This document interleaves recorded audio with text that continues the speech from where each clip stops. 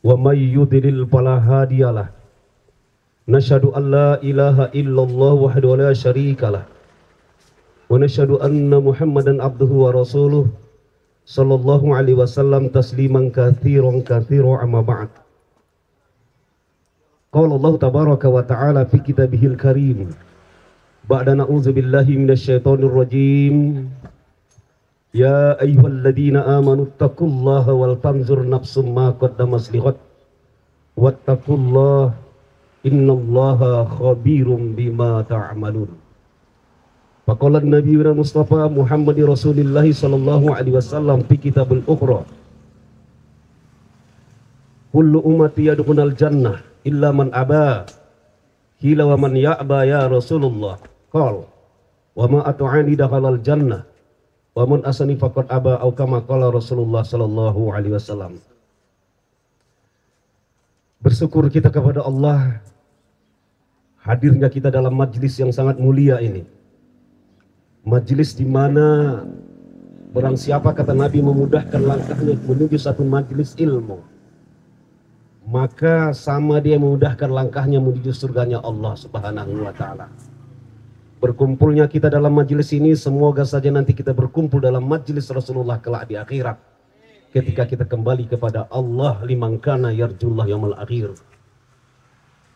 Bersalawat kita pada Nabi kita Muhammad Rasulullah sallallahu alaihi wasallam dengan harapan kelak di mahsyar, ketika tsumma ba'asnakum min ba'di mautikum la'allakum tashkurun.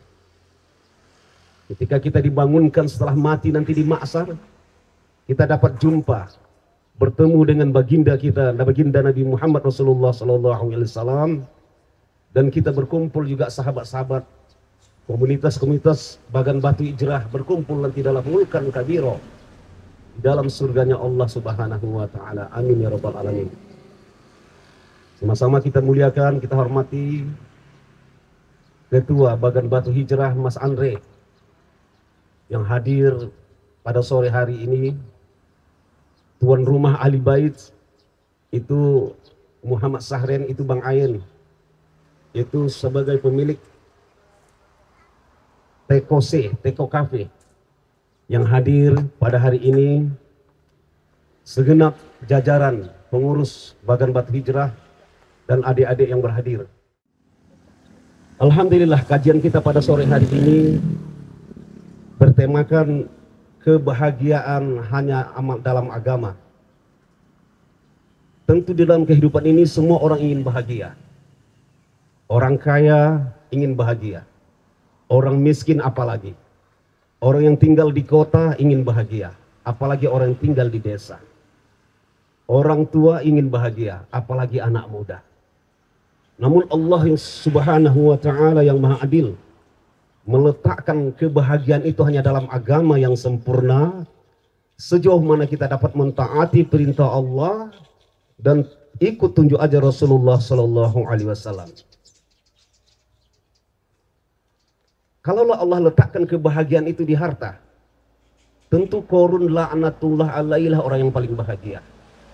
Karena dia memiliki harta yang banyak. Terbentang dunia sampai ke hari kiamat nanti belum ada orang yang menandingi kekayaan harta Qarun. Kunci hartanya saja 7 ekor onta dibuat dari emas. Ngangkatnya 7 ekor onta.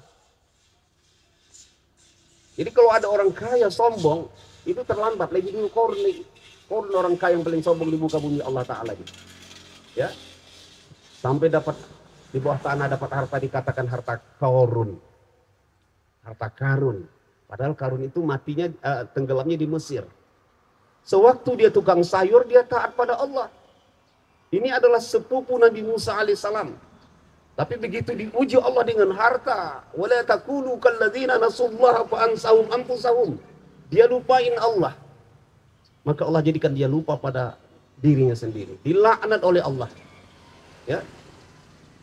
Sewaktu Allah mentenggelamkan harta Qarun itu, sampai hari ini belum lagi mentok, Pak. Adik-adik ya. Sampai ke hari kiamat nanti baru berakhir hartanya dikandas di perut bumi. Itulah. Dan Allah tidak letakkan kebahagiaan manusia itu di pangkat, jabatan. Kalau Allah letakkan kebahagiaan manusia itu di pangkat dan jabatan, Fir'aun laknatullah alaihi adalah orang yang paling bahagia. Pernah menguasai Mesir, menjadi raja. Sampai-sampai dengan pangkatnya itu dia sombong.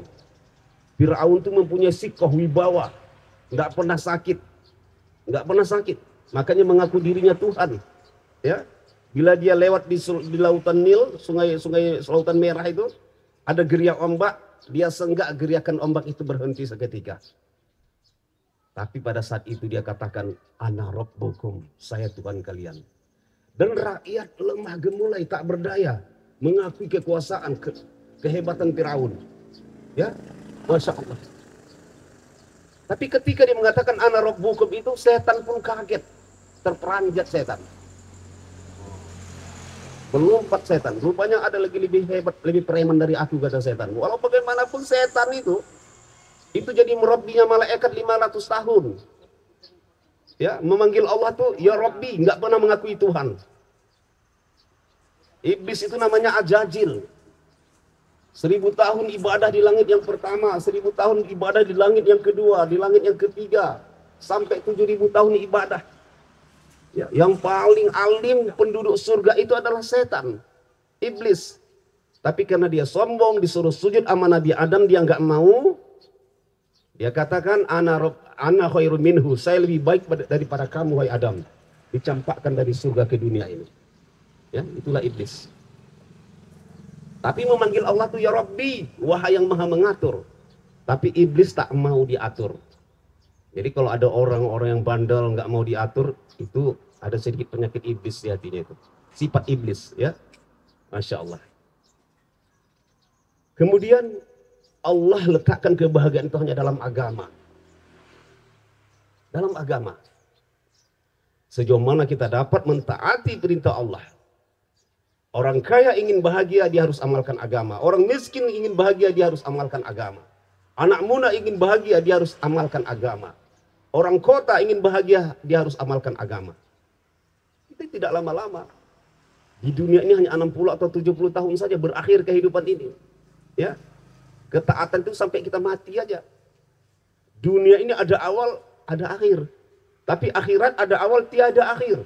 Kekal selama-lamanya. Bila kita bahagia, bahagia selama-lamanya. Bila kita sengsara, sengsara selama-lamanya. Hadirin saudara, adik-adik bagian bakti hijrah yang berhati mulia.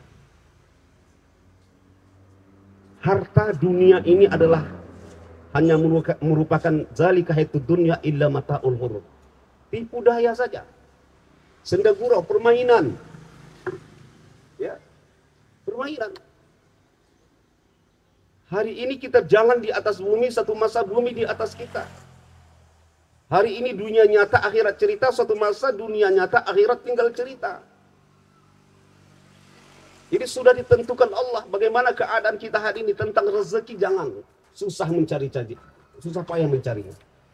Bertungkus lumus, itu urusan Allah. Ya, urusan Allah. 500 tahun kita diciptakan Allah sebagai manusia, ketika berada di alam ruh, sudah Allah tentukan bagaimana nasib kita tentang rezeki. Tapi tentang akhirat, wal tanzur nafsum ma qaddamat lighad. Hendaklah berusaha sekuat mungkin menentukan nasib kita tentang kehidupan yang selanjutnya itu di akhirat. Tapi keputusannya di dunia ini. In asantum asantum li anfusikum wa in asatum falaha. Yang baik kita buat, kebaikan akan datang dalam kehidupan kita. Yang buruk kita buat, keburukan akan datang dalam kehidupan kita. Ini. Jadi mau kaya mau miskin itu adalah urusan Allah. Tapi tentang kehidupan akhirat kita tidak tahu bagaimana. Saudara, adik-adik, ajal tidak menunggu taubatmu. Jangan pernah berpikir tunggulah, aku masih muda, ya, aku masih kuat. Fa idza jaa ajalum la yastakhiruna sa'ata wa la yastaqdimun. Bila ajal tiba, sesaat pun tak bisa minta tunggu lagi. Itu dia. Perbaiki iman dan amal. Selalu dekat dengan orang-orang yang soleh, wa kunu ma'as shodiqin. Pergaulan, dilihat sama siapa kamu bergaul, bersahabat. Sebab pribadi, karakter, dan iman seseorang itu tergantung, kata Nabi, sama siapa dia bersahabat. Kalau dia bersahabat dengan orang baik, dia akan baik. Insya Allah. Ya. Jadi untuk itu, salah satu untuk mendatangkan kebahagiaan itu, untuk amalkan agama, tapi untuk amalkan agama dalam kehidupan itu, tidak semudah apa yang kita bicarakan. Allah tidak akan transfer begitu saja. Indahnya sholat, enaknya bacaan Al-Quran, mata ini sah, lisan ini sahdu menyebut Allah. Ya, tidak semudah itu, tapi harus ada walladzina jahadu fina lanahdiyanahum subulana. Bersungguh-sungguh dipaksakan. Bangun malam. Ya, bangun malam dipaksakan. Tatajafa junubuhum anil madoji. Di keheningan malam saat orang terbuai dalam mimpi, tidur panjangnya. Rayu Allah, rayu Tuhanmu, kata Allah. Minta, menangis. Satu orang hamba Allah, baik dia laki-laki atau perempuan, ya, bangun tengah malam, kemudian mengingat akan dosa-dosanya, sekelam apapun masa lalunya, senista apapun dosa-dosanya, sehitam apapun lembaran kehidupan yang dia jalani. Ketika dia minta ampun pada Allah, maka Allah akan ampuni. Dan air matanya itu akan menyebab tertundanya malapetaka yang harus diwajibkan Allah jatuh dalam satu daerah, di satu tempat. Apabila Allah lihat satu orang hamba Allah menangis tengah malam, Allah tangguhkan malapetaka tersebut. Jadi hadirin yang berhati mulia dan pemirsa Palapa TV dimanapun berada, atas perkara ini, dalam hidup amalkan agama ini kita harus sungguh-sungguh, jaga sholat. Sholat ini adalah penyelamat kita dunia dan akhirat. Menyelamatkan kita dunia dan akhirat. Wasta'inu bisabri wassalah. Minta tolonglah dengan cara sabar dan sholat. Kita mungkin punya masalah, ya. Kita jangan fokus dengan masalah, fokus dengan solusi. Solusinya apa? Medianya apa? Datangi Allah tempat curhat kita. Jangan curhat sama teman lewat WA, lewat curhat pula dengan apa namanya Facebook. Di TikTok dia curhat, seolah-olah Allah tuh punya HP pula. Curhat dia, masalah dia. Datangi Allah, minta tolong sama Allah. Ya, minta tolong sama Allah. Jadi hadirin, Allah tidak akan tanya bagaimana apa masalahmu, tapi Allah lihat. Allah akan bantu menyelesaikan masalah itu. Dengan apa? Dengan kita betul-betul mengadukan permasalahan kita kepada Allah lewat sholat. Rezeki serat, susah cari pekerjaan, jangan sibuk nyari sana nyari sini. Mungkin tamatan saya kurang, jangan sibuk masalah itu. Wa'mur ahlaka bis-sholati wastabir 'alaiha, kata Allah. Dirikan kau sholat. Perintahkan teman-temanmu, kawan-kawanmu mendirikan sholat. Aku tidak minta rezeki kepadamu, tapi akulah memberi rezeki kepadamu akibat yang baik bagi orang-orang yang bertakwa. Nah, ini. Jadi menyelesaikan masalah lewat sholat. Mendatangkan kebahagiaan dunia dan akhirat adalah sholat. Ya, sholat. Ustaz, saya masih suka main judi online. Skater. Sholat. Sholat. Innallah ya'muru bil 'adli wal ihsan. Kata Allah gini. Inna sholata tanha 'anil fahsya'i wal munkar. Sesungguhnya sholat mencegah pekerjaan fahsya dan munkar. Ustaz, saya masih suka pacaran, sholat. Ustaz, gimana ini? Saya masih suka ini segala macam, sholat. Itu aja. Bahagia akan datang dalam hidupmu apabila kamu jaga sholat, dan Allah akan menjagamu. Hasbunallah wa ni'mal wakil, ni'mal maula wa ni'man nasir. Adalah Allah sebaik-baik wakil, pelindung dalam kehidupan. Ya. Hadirin yang berhati mulia. Ini yang pertama. Kemudian sebagai seorang wanita, tanamkan sifat abidah, ibadah. Apa itu abidah? Menjadi ahli ibadah di rumahmu. Kalau hari ini ada rumahmu, ada ruangan tamu, kamu sediakan di rumah, ada kamar tamu, sediakan ruangan untuk ibadah. Karena bagi wanita, sebaik-baik ibadahnya adalah di rumahnya. Memang nggak ada larangan ke masjid. Ya, dan kemuliaan seorang wanita itu lebih banyak dalam rumah. Jangan kau sandarkan kebahagiaanmu, kemuliaanmu pada gelang yang kau pakai, baju yang kau pakai, perhiasan yang kau pakai, mobil yang kau tunggangi, rumah tempat tinggalmu, tas yang kau sandang. Situ bukan muliamu. Muliamu adalah ketika kamu jaga harga dirimu sebagai seorang wanita, lama di rumah. Karena yang namanya wanita itu adalah masturo, tertutup. Semakin banyak dia dalam rumah, semakin Allah muliakan dia. Begitu. Sebenarnya, ini maaf ya, satu orang wanita yang soleha itu lebih baik daripada 70 wali. Tapi satu wanita yang jahat, lebih jahat daripada 70 wali. Itu 1000 laki-laki yang soleh. Ini dia. Sampai kemuslahatan negara ini bergantung pada wanita. Nah, bergantung pada wanita. Maka hari ini mungkin di antara kita semua ini belum ada yang nikah ya. Semua pada anak muda, kecuali Bang Ain ya. Oh ada juga. Oh ada ya, Bang Putra ya. Masya Allah. Bang Jul udah? Ada istrinya sini? Dua. Kepada adik-adik ya, kalau belum ada di sini masih ada anak muda belum menikah, pertama mohon maaf, memilih jodoh. Memilih jodoh itu harus pandai-pandai.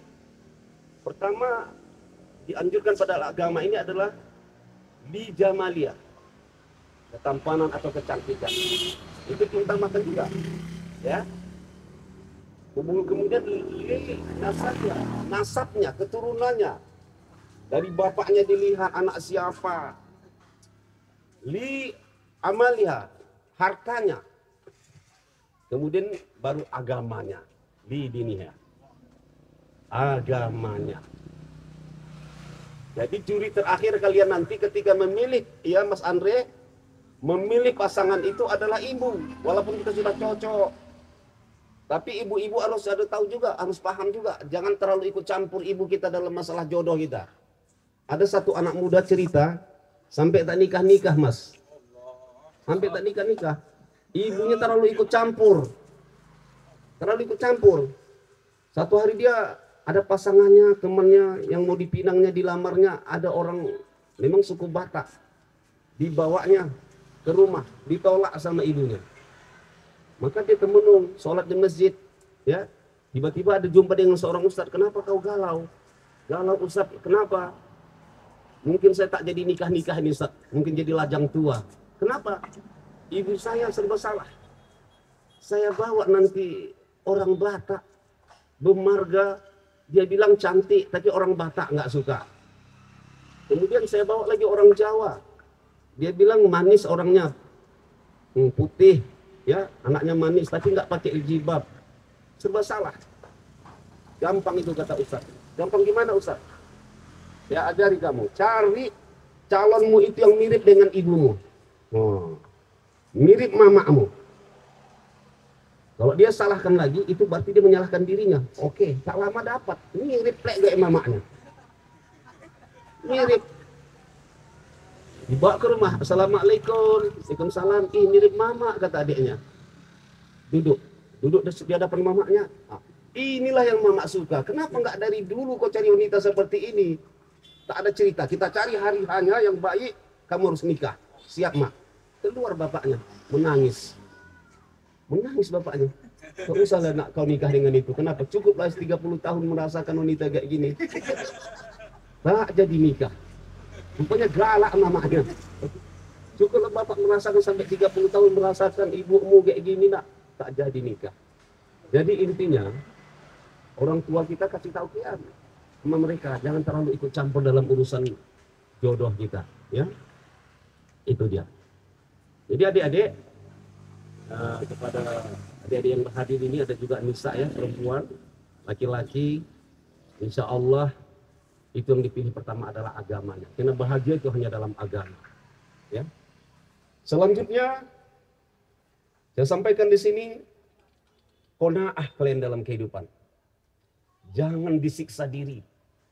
Kadang mohon maaf, kita lihat teman HP yang sampai harga 32 juta. Kita pengen lihat teman pakai motornya, Masya Allah mobilnya ini segala macam. Kita pengen, karena mata ini adalah jendela untuk mengantarkan keinginan hati.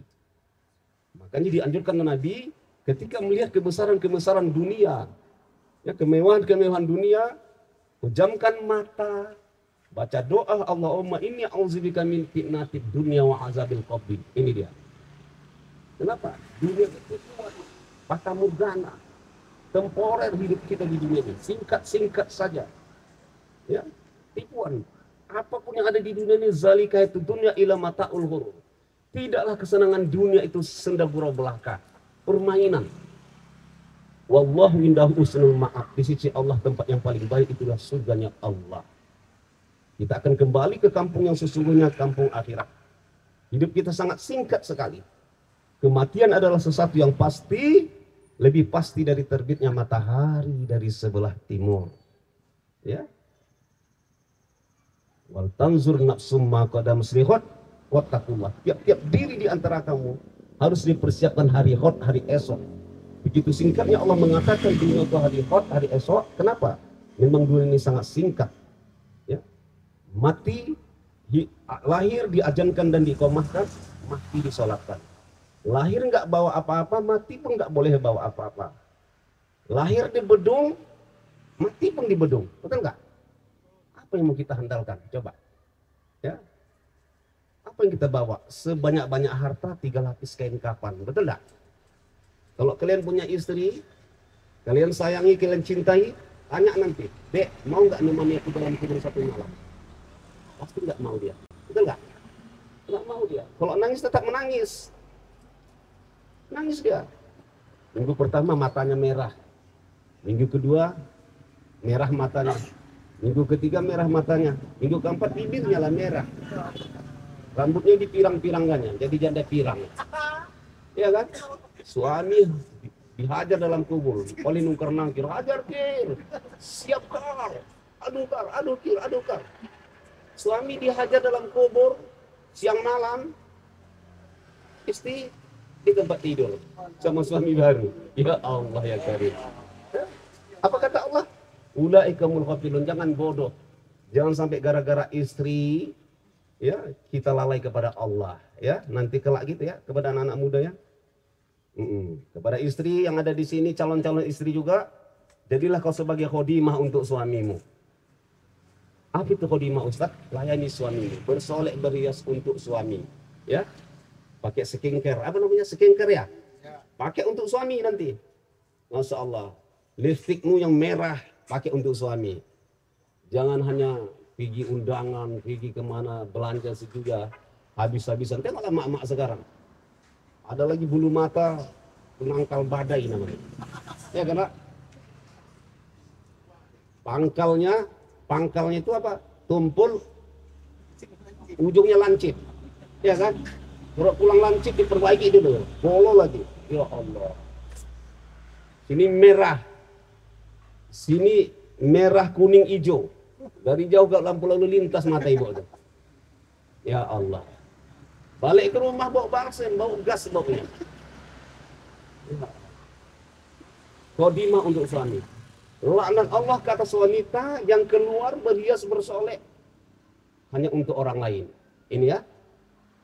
Kemudian hadirin, adik-adik dan pemirsa Palapa TV dimanapun Anda berada, mudah-mudahan sore ini ya sore yang terbaik untuk kita, dan insya Allah kita dapat amalkan agama secara sempurna dalam kehidupan kita, dan Allah bantu kita dalam mengamalkan agama ini.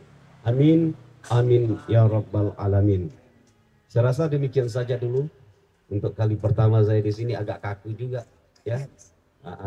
Mudah-mudahan ada manfaat dan ada yang baik datang dari Allah. Mana yang kurang dari kesalahan saya sendiri, kepada Allah saya mohon ampun, kepada adik-adik saya minta dimaafkan. Mungkin ada sisi tanya jawab ya. Ya, silakan.